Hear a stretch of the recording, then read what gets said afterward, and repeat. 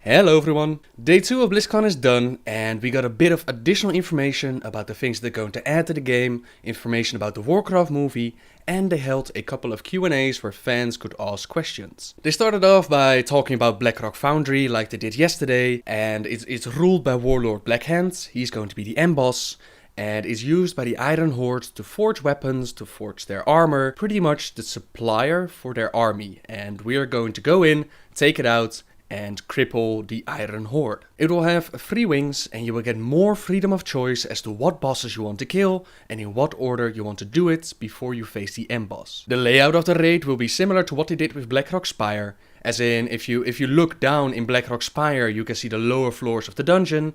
They want to give this raid a similar look. This area is designed by the Iron Horde to be a foundry, not to be just a raid instance, and they want you to experience it as if you're entering their foundry and take it out. They don't want to make it feel like just a raid that you're going through. They want to give it freedom, they want to give it multiple dimensions, they want to make it feel like it's a real foundry.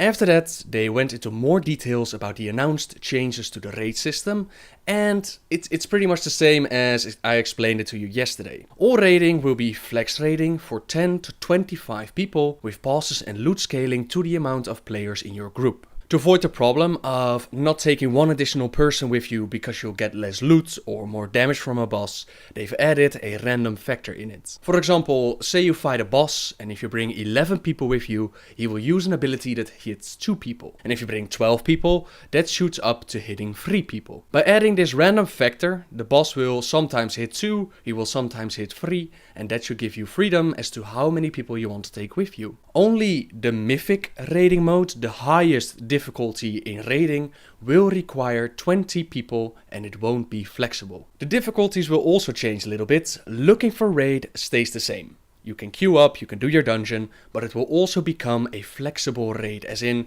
you lose a member, the boss scales to accommodate for that loss of the member. Flexible will become normal mode and it remains flexible settings, scaling and scaling loot, scale boss abilities, the whole plan. Normal becomes heroic mode and it's going to be flexible, and like I said, mythic raiding is that challenge people might be looking for, set at 20 people. All raiding except for mythic will be cross-server enabled, and each difficulty except for mythic has its own loot lockouts. Similar to what they currently have with the flex raiding system, now all across the difficulties. That means that you can be free in whatever difficulty you want to do. You already killed the boss this week, no problem, you can still help out your friend, you just won't be able to loot the boss. Looking for raid will be the only raid that you can queue up for, the rest will require you to move to the portal and enter the zone yourself. The loot system in all the raids except for Looking for Raid will be the traditional loot system, as in you get to decide who gets what. The personal loot system that we know from Looking for Raid will still be in Looking for Raid, and they do this to prevent any loot drama, and they expect you to be able to better organize your loot in a pre-made group. Not a real strange thought if you ask me. Questing and max level content. Like they explained yesterday, they're going to improve the questing experience by adding markers to the map and showing you what quests are part of the main storyline and what quests are side quests. They also want to add more content at max level, way more than they ever did before, but, and for some of you this might make you very happy, there won't be daily quests. They want to make big storylines and expand what they did on the Timeless Isle with random events, bits of treasure to find. They want to expand what they did on the Isle so that you can explore and just random events that pop up, but they want to do it on a much larger scale, all over Draenor. For example, you might find an Iron Horde caravan stuck in the snow. You kill the guards and the treasure is yours. You might climb your way up a mountain, up a path that you normally wouldn't take, and you find a bird's nest with treasure. Just random little things to encourage exploration and to keep the game going for you. Another thing is that they're going to increase the reward level for mid quests, and right now you have the best reward at the end of a long quest line. That will more often appear in the middle of a quest line or somewhere at the start. They'll also randomize your quest rewards. For example, I do a quest and I just get the standard item. You do the same quest and you might get a green one, a blue one, or even an epic reward for it. That way it's a little bit more random and it could make questing feel much more exciting. Garrisons, also known as player housing, this is one of the big features that they've been promoting at Blizzcon. And the way that they explained it, it looks like it's the farm that we saw on Mist of Pandaria, but way bigger and way better. A couple of details that I've already explained yesterday, but they didn't yet. You can decide in what zone you want to build your garrison. But there will only be an X amount of places in that zone that you can use. So say you go to the specific area, you want to build your little garrison there, you can only pick a certain amount of spots. The area will be phased for the rest of the world, much like the farm in Pandaria, except for you can see it at any time, and anyone that you invite to your group. They will improve this phasing system by showing your garrison a lot sooner than they did with the farm. Right now, when you walk up to the farm, you won't see it until you're actually in it. With the garrison, where you fly around and you've built a big tower, you will see the big tower far off in the distance. You can upgrade the garrison and it comes in 3 stages, small, medium and large, and you can upgrade it over time, add specific buildings, get followers that will do jobs for you, and some really cool stuff. Say you got a follower and you have him do the task of mining for you. You go offline, come back a few hours later, and he will have his ore ready for you. You can check out the mine as your minion, as your follower is working. You can whip him if you think he's too lazy, and you can make him do other stuff like a dungeon for loot, a raid, or even a quest. Send him out, he will do it for you, and after a while you will get your rewards from it. You can also build, for example, a blacksmith. Place a follower inside it, and that follower will be able to do blacksmithing for you. That means you will have access to professions that you don't even have. There will be followers with special abilities, like a follower with Orc Bane. He will be really good at killing orcs, so make sure you put him on a quest or a mission to kill orcs. You can customize your buildings once they reach rank 3, and you can invite people to your group to show them your beautiful spot. Like I said, this will probably be a major thing in the expansion, a huge gold and time sink, but the rewards are pretty damn cool. Professions that you don't have yourself will be available, slaves to farm materials for you. They're talking about adding a special pet battlemaster, special bonuses for your class, all kinds of excellent things, and basically an upgraded version of the farm in Pandaria. The next topic they discussed was the social philosophy behind the game.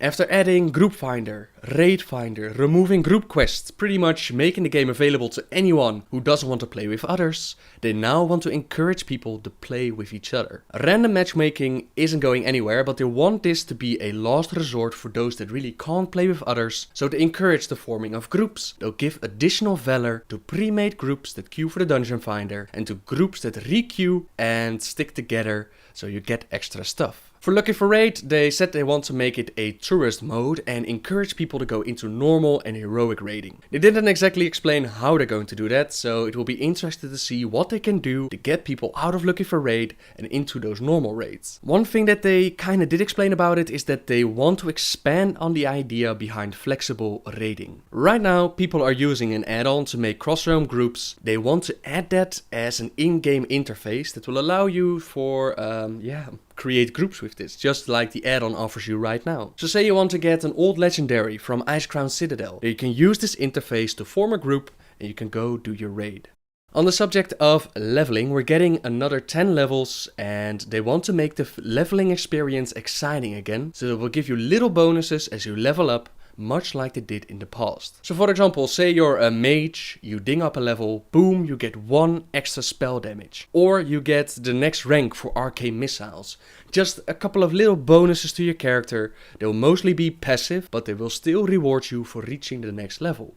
Items, gear and stats are going to get some major changes in the game. Hit, expertise, dodge, parry and reforging are gone.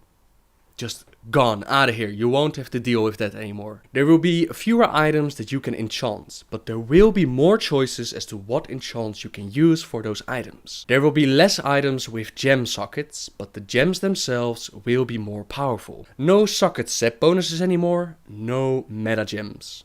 The opinions about this will probably be mixed. I personally am super happy about it. I'm one of those players that when I get a piece or a piece of gear, I just Google what gem or enchant it needs. I use an add-on that tells me how I need to reforge, and it didn't feel like more customization to me. It just felt like a hassle every time I got a new item. That's just me. There will probably be people who really like those options, or those that claim that WoW is going to be more noob friendly. I just don't agree. I love it that I don't have to worry about those silly little things that other people tell me to get.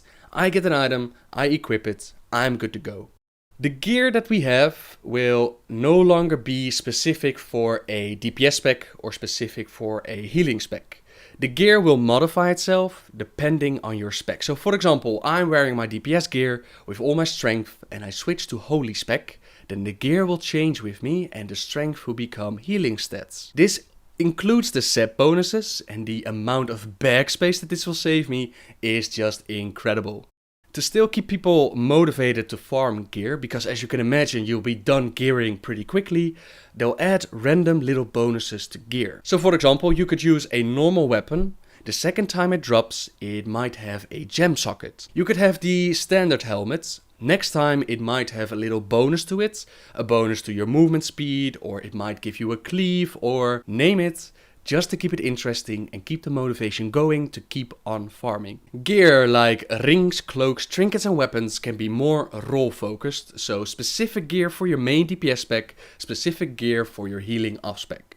The item squish that they've been planning for so long will apparently come in Warlords of Draenor. They'll reduce the massive numbers, but they won't reduce our damage output, so a frog on the Timeless Isle now takes 5 seconds to kill. After the item squish, it will still take 5 seconds to kill. Lower numbers, same amount of power, and the ability to solo old content will not change. Thank you, Blizzard. Thank you. After this, they held a short Q&A, and these were some of the questions that I found most interesting. I'll place a couple of links in the description where you can find all the questions. Mythical will stay out of cross realms. I'm on a small server. Will you switch it to 10 to 25 man raids for Mythic so that I can go with my smaller server? I can also do Mythic. There were other questions like, we've changed our guild to fit the 10-man raiding scene, and now you're making us go back to 20-man raiding. How will you support us in doing this? They basically said that connected realms will help to find the new people. More people on the server, more friends to make, more people to raid with. Flexible heroic mode will help to get 20 people geared and ready to raid on that mythic mode. Basically, they sympathized with the problems that some of the guilds and raids are going to face, but they've decided to go with a fixed 20-man team so that they can tune the encounters better and deliver a better experience. Flex raiding is capped on 25 men. Why not make a cap at 30 or 40 or even higher? Fight mechanic scaling is a motivation for the cap, so it's hard to scale those mechanics once you go above 25. They might explore a higher cap in the future. Character scaling for old content, so people can enjoy it with stats that won't make them overpowered. Basically, allow us to scale ourselves so that we face the old content as it was supposed to, with gear that is scaled down and stats that are appropriate. We would like to do something with it to allow people to enjoy old content. Right now, they don't have any plans. Garrison followers, when you send them out, will they complete that content for you? Or is that content Garrison specific? Garrison specific. They won't take anything away from you, they won't lock you out of raids, it's only for the Garrison. That's the Q&A done. Next up, the Warcraft movie. Keep in mind that it will take about 2 years before they release the movie, so this information might change in the future. The story of the movie is going to take place in the time period of the Horde invading Azeroth for the very first time. A main character for the Horde is going to be Durotan, Thrall's father. For the Alliance, this will be Anduin Lothar. It's going to be a very interesting story because they've never told it before. We know about the orcs invading, we know that the Horde takes Stormwind, we know that Durotan gets murdered in order of Gul'dan. But this story takes place somewhere between those two moments, between Horde invading and the fall of Stormwind. So there's a lot of room, a lot of story that they can still use to tell this tale. They said that it won't be all about Alliance pride. The Horde will get a fair share of story and you will empathize with why they do what they do. For the Alliance, the Horde were just monsters, suddenly invading, but there's a story behind it with Gul'dan, Kil'jaeden, Demon Blood, Planet Destroyed, so they'll probably touch on this, maybe even show it in its full glory. The movie will be made with CGI and real actors that are also going to play orcs. They said, think Game of Thrones meets Avatar. The people working on the movie are longtime fans of the franchise, and you could really tell by the way that they were explaining the movie, the production behind it, their experience with Warcraft, that they really do get the story behind it and they love the franchise and they want to make this movie great. They not only want to make it great for the Warcraft fans, they also want to appeal to people completely unknown to the story. They didn't show the trailer that they showed at Comic-Con, but I'm perfectly fine with that, since they told us some key elements to the story what the movie is going to be about. They did show some amazing concept art, and especially Old Stormwind, at least I presume it's Old Stormwind with the waves and the harbor. That one blew me away. They also showed Draenor, and either this is an ocean or a dusty corrupted Draenor, and of course Dalaran and Ironforge. After this presentation there was room for a short Q&A, and these were some of the questions. Will this movie connect to the end of Warlords of Draenor? Can't say. What kind of movie are we talking about? Think Gladiator. What about the heroic females? You'll be pleased with the result. There is definitely room for this, and on a personal side note, this could be a beautiful role for Draka, Thrall's mother, and perhaps even Garona half Orcan. And if we see Garona, we might see Medivh and young Khadgar. The majority of the scenes, the main scenes, will they take place on Draenor or on the Eastern Kingdoms? Eastern Kingdoms, and from that answer it will mainly be about Horde fighting Alliance. Will we see Blizzard-style armor like the huge shoulder pads that we know and love? It will be believable armor and still in the style of Blizzard. Any date for a preview of the movie? Sometime next year, and they said we'll probably show it at Blizzcon next year, which could be a confirmed Blizzcon for next year, which is awesome. I might actually have the money to go to this one, who knows? This question was from a real fan who wanted to know, are you taking this serious as Lord of the Rings? We want to explode the fantasy genre and we want to match or beat Lord of the Rings, so that's their outset. Will we hear different languages like Orcish? Yes, we will. Awesome, this will give an additional depth to the movie. Excellent. So yeah, overall, after this presentation, I think they've got some die-hard fans of the Blizzard franchise or the Warcraft franchise working on a movie. I think it could be awesome. On a final note, we had the About Everything Q&A, where people could ask anything that they wanted about World of Warcraft. Here are the questions that I found most interesting. Like I said, check the description with links for more info. How many people can be in your garrison? Will friends be able to access it while you're offline? Probably not when you're offline. It's an interesting idea, but probably not. If you want, you could make a raid, invite 40 friends, and they could all hang out in your garrison. If you want that. What about Magni Bronzebeard and Dwarf lore? Not ready to talk about Magni yet, we're focusing on Moira. We'll see a few Dark Irons in the next expansion. What will be the last boss of Warlords of Draenor? Grommash Hellscream. And to this, some of you already asked if this was true and are we going to kill Grom? I don't know how much we can rely on this answer because the person who asked it, well, he asked it in a very rude and disrespectful way. If I would have been them, I would have trolled the shit out of him, but yeah, take that with a grain of salt. Garrosh is not the war chief anymore. Will you update it in the rest of the world? Is the Emerald Dream connected to other worlds? The Emerald Dream is connected specifically to Azeroth and will leave the old content as it is. Pet battles, will there be major changes to the system? In general, we feel great about the basics. We want to expand on the collecting part, more trainers, ideal with the garrison, like pet stables and pet battles inside the garrison. So the basic will stay the same, they might add some more collecting to it, but yeah, basically that's it. Will we see a Rephion in the next expansion?